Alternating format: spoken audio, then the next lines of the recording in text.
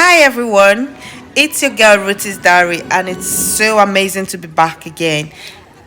Today I'm going to be sharing with you all the amazing view of Buckingham Palace, and to buttress it, it's the King's birthday. I know you might be wondering what's she talking about. Who is the king? It's the king of the United Kingdom, King Charles, precisely.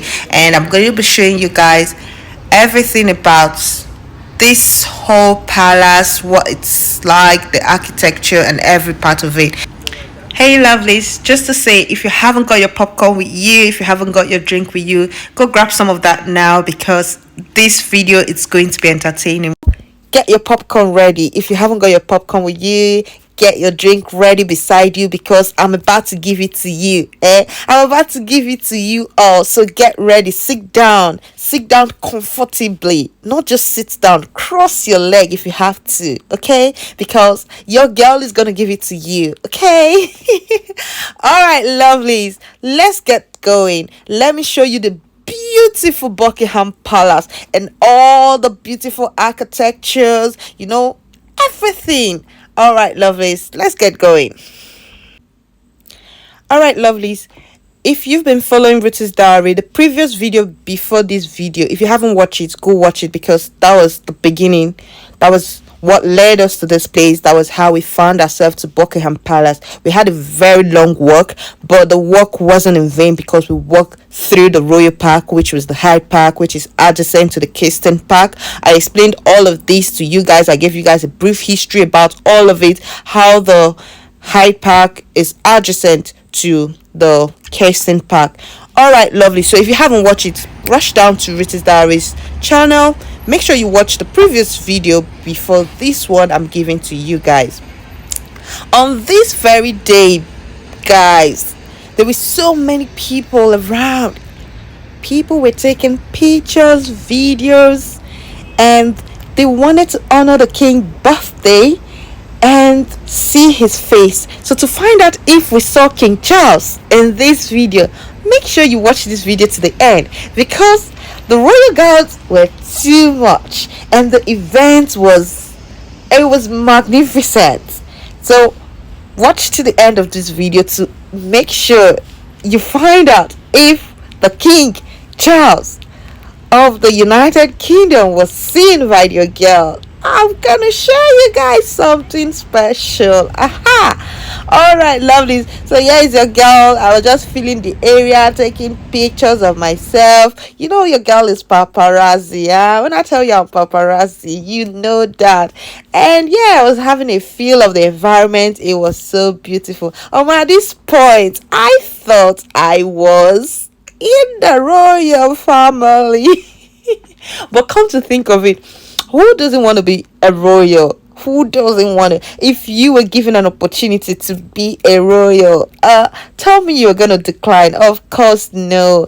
I'm sure many of us wants to experience, that royal treat and all of it. At this point, your girl was just feeling like one of the royal family. Oh wow. Yeah, all right, lovelies, let's stay tuned and I'll carry you guys along. I love you guys so much. I'm going to show you guys all of it. But if you are within London and you haven't been to Buckingham Palace, trust me, you're missing out a lot. Okay, guys, here's the presence of the king. Literally, we're told to move one side.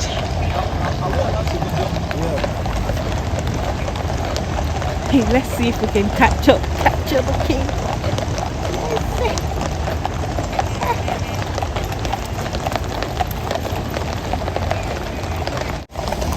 Hey lovelies, as we are fully aware that the importance of studying history cannot be overemphasized, because studying history gives us a full understanding of complex questions, dilemmas, by examining how the past has shaped and continue to shape global, national, and local relationship between society and people. Therefore, it is very paramount that we dig into the history of Buckingham Palace. Why is it called the Buckingham Palace? What's so special about this palace? Why do people have to leave their various cities to be here just to have a view, just to enjoy this beautiful sight of the Buckingham Palace? What is so special about it? Alright, lovelies, let's go into the history of Buckingham Palace. You know your girl, I will always give it to you guys because these are the things that intrigues your girl, that drives this joy and happiness. According to my research, Buckingham Palace is a London royal residence and the administrative headquarters of the monarch of the United Kingdom, located in the city of Westminster. The place is often at the center of the state occasion and royal hospitality. It has been a focal point for the British people at times of national rejoicing and mourning. Originally known as the Buckingham House, the building at the core of today's palace was a large townhouse built for the Duke of Buckingham in 1703 on a site that had been in a private residence for Queen Charlotte and became known as the Queen's House. During the 19th century, it was enlarged by architect John Nash and Edward Blow, who constructed 3 wings around a central courtyard. Buckingham Palace became the London residence of the British monarch on their section of Queen Victoria in 1837. The last major structural additions were made in the late 19th and early 20th century, including the east front, which contained the well-known balcony on which the royal family traditionally appears to greet crowds. A German bomb destroyed the palace chapel during the Second World War. The Queen's Gallery was built on the site and opened to the public in 1962 to exhibit works of art from the royal collection. The palace has 775 rooms and the garden is the largest private garden in London. The state rooms used for official and state entertaining are open to the public each year for most of the August and September and on some days in winter and spring. Furthermore, according to research, under the new royal ownership, the building was originally intended as a private retreat for Queen Charlotte and was accordingly known as the Queen's House. Remodeling of the structure began in 1762, and in 1775, an Act of Parliament settled the property on Queen Charlotte in exchange for her rights to nearby Somerset House, and 14 of her 15 children were born there. Some furnishings were transferred from Carlton House and others had been bought in France after the French Revolution of 1789. While St. James Palace remained the official and ceremonial royal residence, the name Buckingham Palace was used from at least 1791 after his accession to the throne in 1820. George IV continued the renovation, intending to create a small, comfortable home. However, in 1826, while the work was in progress, the king decided to modify the house into a palace with the help of his architect John Nash. The external facade was designed keeping in mind the French neoclassical influence preferred by George IV. The cost of the renovation grew dramatically, and by 1829, the extravagance of Nash's design resulted in his removal as the architect. On the death of George IV in 1830, his younger brother Williams IV hired Edward Blow to finish the work. Williams never moved into the palace. After the Palace of Westminster was destroyed by fire in 1834, he offered to convert Buckingham Palace into a new Houses of Parliament, but his offer was declined.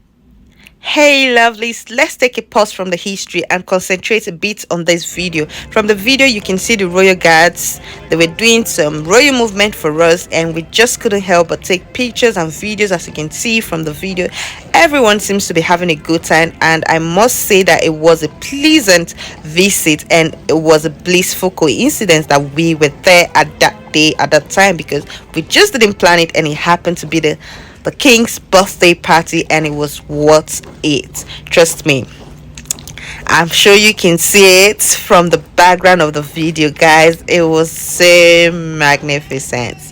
All right, lovelies. Let's go back to the history. I hope you all are enjoying this history. Buckingham Palace became the principal royal residence in 1837 on the accession of Queen Victoria, who was the first monarch to reside there. Her predecessor, William's IV, had died before its completion. While the stateroom were a riot of gifts and colors, the necessity of the new palace were somewhat less luxurious. It was reported the chimney smoked so much that the fires had to be allowed to die down. Following the Queen's marriage in 1840, her husband, Prince Albert, concerned himself with a reorganization of the household office and staff, and with addressing the design faults of the palace. By the end of 1840, all the problems had been rectified. However, the builders were to return within a decade. It's so crowded over here. Well, the crowd is just too much. But I'm trying as much as I can to give you guys the best, okay? In 1901, the new King Edward VII began redecorating the palace. The king and his wife, Queen Alexandra, had always been at the forefront of London high society, and their friends, known as the Marlborough House sets, were considered to be the most eminent and fashionable of the age. Buckingham Palace, the ballroom, grand entrance, marble hall, grand staircase, vestibules, and galleries were redecorated in the bellies cream and gold color scheme. They retained today once again became a setting for entertaining on a majestical scale, but leaving some of the feel Edward's heavy redecorations were at odds with Nash's original work.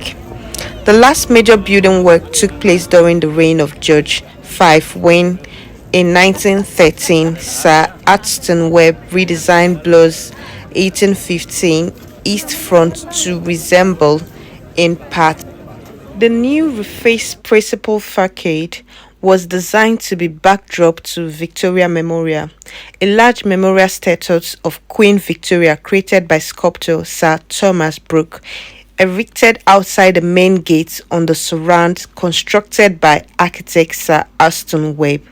George V, who had succeeded Edward VII in 1910, had a more serious personality than his father. Greater emphasis was now placed on official entertainment and royal duties than on lavish parties. He arranged a series of command performances featuring jazz musicians such as the original jazz band, Sidney Bechet and Louis Armstrong, which earned the palace a nomination in 2009 for a Blue Plague by the Brigham Jazz Festival as one of the venues making the greatest contribution to jazz music in the United Kingdom. Now, during the First World War, which lasted from 1914 until 1918, the palace escaped unscathed. Its more valuable contents were evacuated to Windsor, but the royal family remained in residence. The king imposed rationing at the palace, much to the dismay of his guests and household. George V's wife, Queen Mary, was a connoisseur of the arts and took a keen interest in the royal collection of furniture and arts, both restoring and adding to it.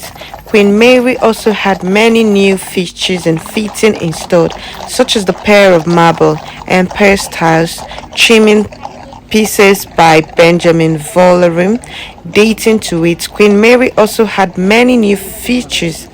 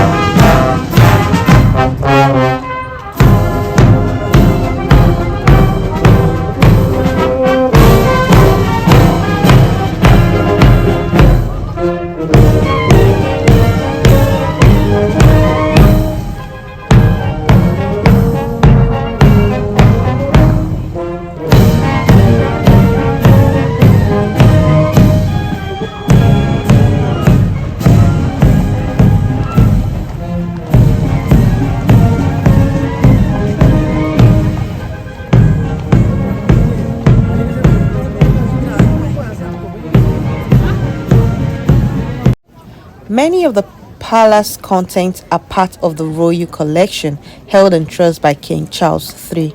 They can on occasion be viewed by the public at the Queen's Gallery near the Royal Mills. The purpose-built gallery opened in 1962 and displayed a charging selection of items from collection.